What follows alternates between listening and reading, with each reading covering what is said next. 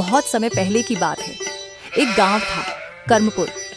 ये गांव एक रहस्यमयी जंगल के पास बसा था, जिसे लोग कहते थे कर्मों का वन। इस जंगल में जो जैसा करता है वैसा ही उसे वापस मिलता है। कर्मपुर में दो भाई रहते थे, रामू और श्यामू। रामू बड़ा था, बहुत मेहनती और दयालु। श्यामू छोटा था, लेकिन बेहद लालची और चालाक। माता पिता की मृत्यु के बाद दोनों को थोड़ी सी जमीन और एक झोपड़ी मिली।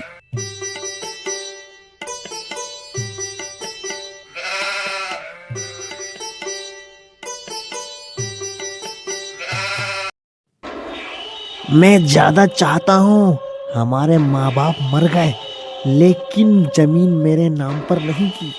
मुझको ये सारी जमीन चाहिए।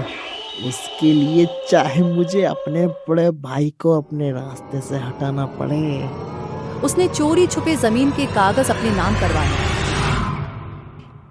अरे रामू, अब यह जमीन मेरे नाम पर है और अगर तुझे इस घर में रहना है तो जैसा मैं बोलूंगा तुझे वैसा करना। सारी मेहनत तू करेगा और मकान का किराया भी तुझको देना पड़ेगा। रामू चुप रहा।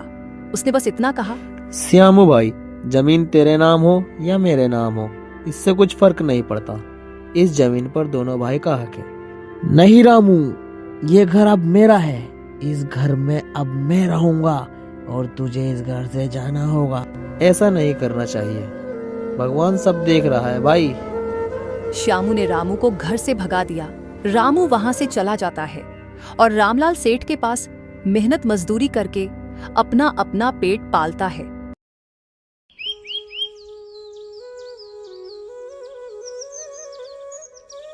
उधर श्यामू अपने घर में बैठा हुआ सोच रहा है, अरे यार, अब तो ये मेरा घर मेरे नाम पर हो गया। सब कुछ मेरा हो गया, लेकिन मुझे अब भी थोड़ा कम लग रहा है। मुझे कुछ ऐसा करना होगा जिससे मैं मेहनत भी ना करूं और मेरे पास बहुत सारा पैसा हो जाए। अरे रामू बेटा, श्यामू ने तुम्हें घर से निकाल दिया और अपना घर अपने नाम पर करवा लिया, लेकिन तुम्हें कुछ नहीं दिया। अब तुम कहाँ पर रहोगे? हाँ सेठ जी, मुझे इस बात की बिल्कुल चिंता नहीं है, लेकिन मुझे इस बात का डर है कहीं श्यामू लालच में आकर अपना घर ना गवा दे। रामू बेटा, तुम मेरे पास काम करो और मैं तुमको महीने के 5,000 रुपए दूंगा, लेकिन तुम रहोगे कहाँ? सेठ जी, मैं तुम्हारे यहाँ पर ही काम करूँगा और जब तक मैं अपना घर नहीं बना लेता तब तक मैं तुम्हारी गौशाला में रहना चाहूँगा। रामू बेटा, ये तो बहुत अच्छी बात है। जब तक तुम अपना घर नहीं खरीद लेते तब तक तुम मेरी गौशाला में रह सकते हो। धन्यवाद सेठ जी, आपका एहसान मैं जिंदगी भर नहीं भूलूंगा।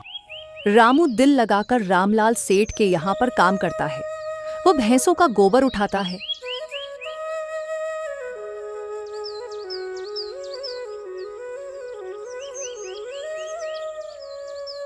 भैंसों को चारा डालता है और पानी पिलाता है।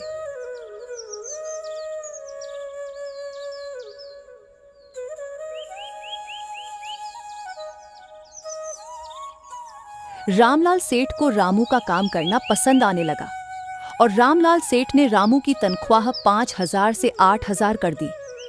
रामू बेटा, ये लो, तुम्हारे इस महीने की तनख्वाह पूरे 5,000 रुपए और अगले महीने से तुम्हारी तनख्वाह 8,000 हो गई है। धन्यवाद सेठ जी, आपका एहसान मैं जिंदगी भर नहीं भूलूंगा। रामू ने लगातार कड़ी मेहनत और ईमानदारी से काम किया और कुछ दिनों बाद अपना एक छोटा सा घर बना लिया और कुछ जंगल की जमीन भी ले ली।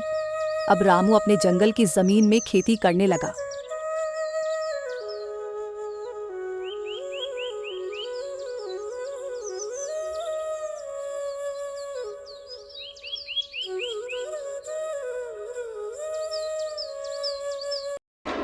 अरे वाह, आज तो मेरी चांदी चांदी हो गई।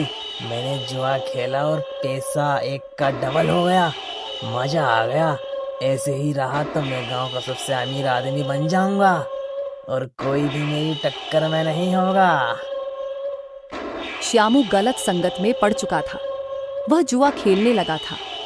अगले दिन श्यामू ने जितने भी पैसे जीते थे वह सारे पैसे हार गया। अगले दिन श्यामू सारे पैसे हार जाता है और धीरे धीरे करके वह जुए में अपना घर भी हार जाता है। अरे यार, आज तो मैं सारे पैसे हार गया। मैंने जितनी भी जीते थे, चलो कोई नहीं, अब मेरे पास जितने भी पैसे बचे हैं ना, मैं सारे जुए में मैं लगा दूंगा। मुझे कोई नहीं रोक सकता। अब श्यामू के पास ना तो पैसे बचे और ना ही अपना घर बचा। एक दिन श्यामू को खबर मिली जंगल में सोने का पेड़ है। लालच में आकर वह अकेला जंगल में घुस गया, लेकिन उसे पता नहीं था वह जंगल साधारण जंगल नहीं है, वह जादुई वन है। बिना कुछ सोचे समझे लालच में आकर वह जंगल में चला जाता है। जंगल के अंदर पेड़ चमक रहे थे। जंगल से आवाज आई, जो जितना लालची उतनी उसकी परीक्षा। श्यामू ने इस बात को अनसुना कर दिया। जैसे ही श्यामू ने सोने का फल तोड़ा, श्यामू पूरा पत्थर का बन गया और बिजली चमकने लगी। उधर रामू को श्यामू की सारी बात का पता चल गया और भाई को ढूंढता हुआ जंगल पहुंचा।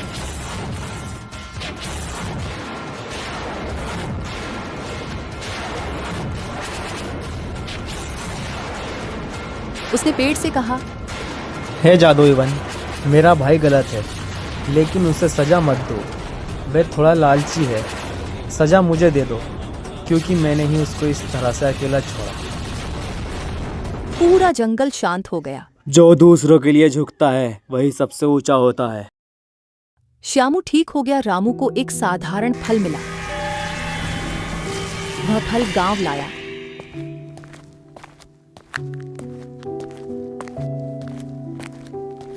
फल से पूरा खेत हरा भरा हो गया। फसल इतनी हुई कि पूरा गांव पलने लगा। उधर श्यामू गरीबी और पछतावे में टूट गया। श्यामू रामू के पास जाता है।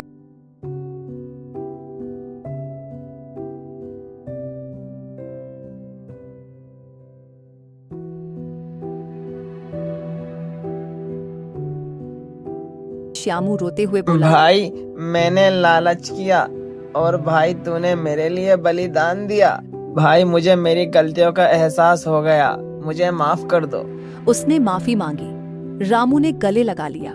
दोनों भाइयों ने मिलकर ईमानदारी से जीवन जिया। कर्मपुर फिर से खुशहाल बना और कर्मों का वन आज भी खड़ा है